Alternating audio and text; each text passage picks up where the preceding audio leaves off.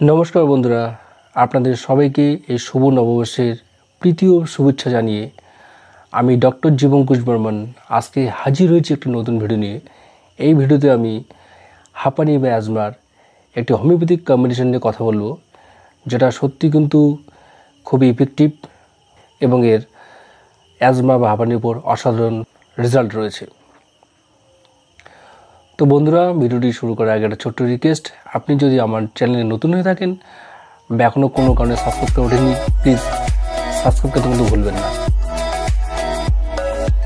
তো বন্ধুরা, আমি প্রথমে বলে রাখি, আজকে যে আমি কম্বিনেশন নিয়ে কথা বলবো সেটা কিন্তু প্রপার হোমিওপ্যাথি না, বা এক কথায় ক্লাসিক্যাল হোমিওপ্যাথি বলতে যা বোঝায় তার কিন্তু এটা নীতিবিরুদ্ধ প্রেসক্রিপশন, যাই বলুন। কারণ আমরা জানি যে ক্লাসিক্যাল হোমিওপ্যাথিতে, বা যেটা হেরিম্যান সাহেব আমাদের বলে গেছেন, যে পার্টিকুলার যে কোনো রোগী হোক না কেন, যে একটা পেশেন্টের যতগুলোই রোগ থাকুক না কেন তার একটাই রেমেডি হবে। বন্ধুরা, এখন আপনারা প্রশ্ন করতেই পারেন যে আমরা এই কম্বিনেশন নিয়ে কেন অত কথা বলি। দেখুন, প্রথমেই ওয়েল সিলেক্টেড রেমেডি সিলেকশন করার জন্য প্রচুর হোমিওপ্যাথিতে জ্ঞান থাকা দরকার। সেই organ of medicine, veterinary medica, তার সঙ্গে অ্যানাটমি ফিজিওলজি থেকে শুরু করে প্রত্যেকটি সাবজেক্টের ভালো দখল থাকা দরকার। কিন্তু সেই সমস্ত যারা ফিজিশিয়ান রয়েছেন তাদের সান্নিধ্য বা তাদেরকে দেখানোর মতো ক্ষমতা পাওয়ার সুযোগও থাকে না। এছাড়া দেখা গেছে যে যারা প্রচুর হোমিওপ্যাথ আছেন তারা কেস টেকিং করার পর, হোমিওপ্যাথিক মেডিসিন সিলেক্ট করার পর, বা যেটাকে আমরা রেমেডি বলি, তারপরেও কিন্তু রেজাল্ট আসে না। তার বিভিন্ন কারণ রয়েছে। প্রথম কারণ হচ্ছে যে অ্যাজমা একটা লাইফ লং সাফারিং ডিজিজ, যেটার মডার্ন মেডিসিনে কোনো ট্রিটমেন্ট নেই বললেই চলে। এই জন্য আক্রান্ত রোগীরা সারা জীবন ধরে স্টেরয়েড বা কিছু অ্যাকুইট অ্যান্টিবায়োটিক বা এই ধরনের মেডিসিন ব্যবহার করে থাকেন।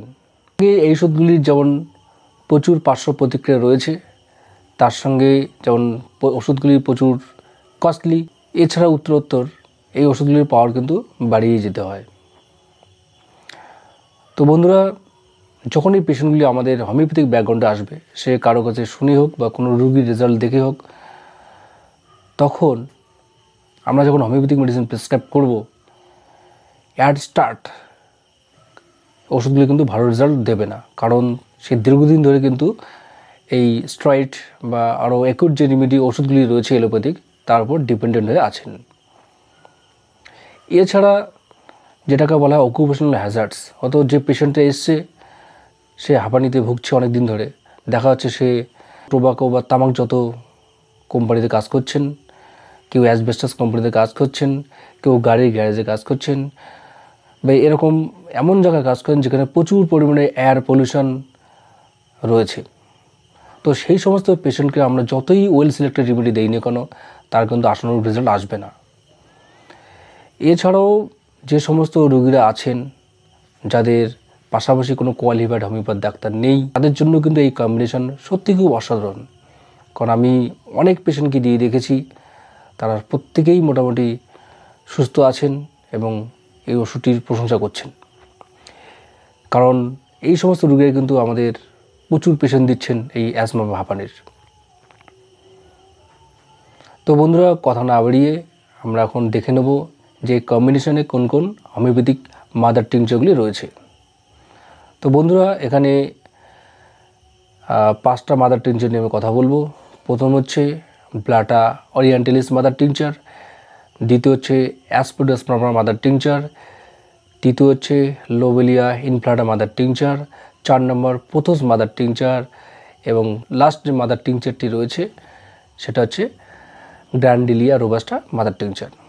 তো আমরা সবাই জানি যে পোথোস মাদার টিংচার, যেটা সাধারণত ডাস্ট অ্যালার্জি থেকে যাদের অ্যাজমা হয়ে থাকে, সেটার জন্য কিন্তু সত্যিই অতুলনীয় একটা হোমিওপ্যাথিক ওষুধ। এরপরে যদি আমরা ব্লাটা মাদার টিংচার নিয়ে কথা বলি, ব্লাটা মাদার টিংচার কিন্তু ব্রঙ্কোডাইলেটর। আমাদের অ্যাজমার সময় যে আমাদের ব্রঙ্কিলগুলো কফে ভর্তি হয়ে থাকে বা ইনফ্লামেশন হয়ে যখন বন্ধ হয়ে যায়, ভেতর দিয়ে আমাদের এয়ার বা অক্সিজেন একদম চলতে পারে না, তার জন্য যে শ্বাসকষ্ট হয়ে থাকে, সেখানে কিন্তু এই ব্লাটা ওরিয়েন্টালিস মাদার টিংচার সেবন করার সঙ্গে সঙ্গে আমাদের যে ব্রঙ্কিওল বা ট্র্যাকিয়া যে রয়েছে সেটা কিন্তু এক্সপ্যান্ড হয়ে যায় বা প্রসারিত হওয়ার জন্য আমরা শ্বাস প্রশ্বাস ভালোভাবে নিতে পারি। নেক্সট মেডিসিন হচ্ছে অ্যাসপিডোস্পার্মা।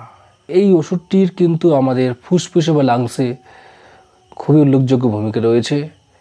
বলতে গেলে এটাকে আমরা লাং টনিক বলে থাকি, কারণ আমাদের ফুসফুসের স্বাস্থ্য যে আছে সেটা কিন্তু এই ওষুধটি আরও বাড়িয়ে তোলে। Next medicine lobelia inflata. এই ওষুধটি সত্যি খুব অসাধারণ হোমিওপ্যাথিক ওষুধ, বিশেষ করে যখন স্পাসমোডিক অ্যাজমা থাকে বা কাশির উপর কাশি হচ্ছে, মানে পেশেন্ট দম ফেলতেই পারছে না, সেই জন্য কিন্তু এটা অসাধারণ হোমিওপ্যাথিক ওষুধ। এছাড়া এই ওষুধটি একদম বাচ্চা থেকে শুরু করে বয়স্ক মানুষ, যারা বৃদ্ধ মানুষ রয়েছে, তাদের ক্ষেত্রে কিন্তু অসাধারণ কাজ করে থাকে। আর আজকে লাস্ট যে হোমিওপ্যাথিক মেডিসিন রয়েছে সেটা হচ্ছে গ্র্যান্ডিলা মাদার টিংচার, যেটা ফুসফুসের যে কোনো সংক্রান্ত রোগের ক্ষেত্রে খুবই উল্লেখযোগ্য ভূমিকা পালন করে থাকে। তো বন্ধুরা, এখন আমরা জেনে নেব এই কম্বিনেশনটি আমরা কেমন করে তৈরি করব। তো প্রথমেই বলবো, আপনারা নিকটবর্তী কোনো ভালো হোমিওপ্যাথিক শপ থেকে এই 5টি মাদার টিংচার নিয়ে আসুন। সিল ফাইল হলে সেটা আরও ভালো রেজাল্ট দেবে। তো এর সঙ্গে একটা 60 ml ভায়াল নেবেন, অবশ্যই গ্লাসের হওয়া চাই। এই গ্লাসের মধ্যে বা এই ভায়ালের মধ্যে প্রত্যেকটি হোমিওপ্যাথিক মাদার টিংচারের 10 ml করে নিতে হবে, এবং এতে কিন্তু আমাদের এই কম্বিনেশনটি তৈরি হয়ে গেল। এখন এর ডোজ নিয়ে কথা বলবো। তো অ্যাজমার প্রকোপ অনুসারে যদি পেশেন্টের খুবই সাফারিংস হচ্ছে বা অ্যাজমা পিক পজিশনে রয়েছে, তখন সেটাকে আমরা দিনে 4 থেকে 5 বার গ্রহণ করতে পারবো। এবং যখন এর রোগের তীব্রতাটা অনেকটা কমে যায়, সেক্ষেত্রে আমরা 2 থেকে 3 বার সারাদিনে ব্যবহার করতে পারি। তো ডোজ হচ্ছে 15 ফোঁটা করে দিনে 3 বার, কোয়ার্টার কাপ হালকা ইসুদুষ্ণ জলের সঙ্গে। আর অবশ্যই যখন ওষুধটি ব্যবহার করবেন 10টা স্ট্রোক দিয়ে নেবেন।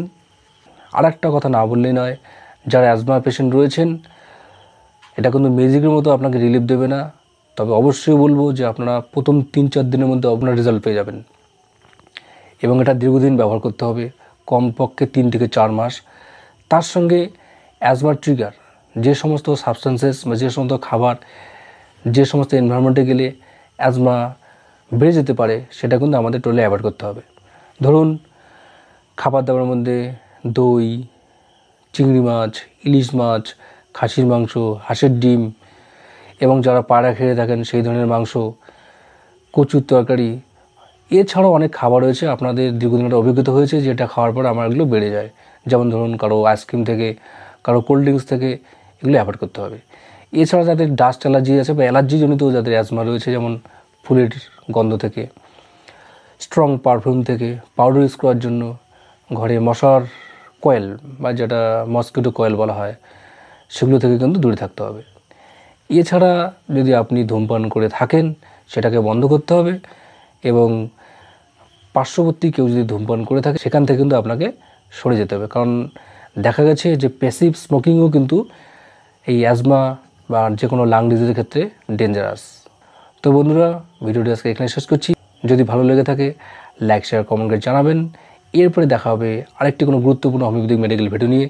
ভালো থাকবেন, সুস্থ থাকবেন, ধন্যবাদ।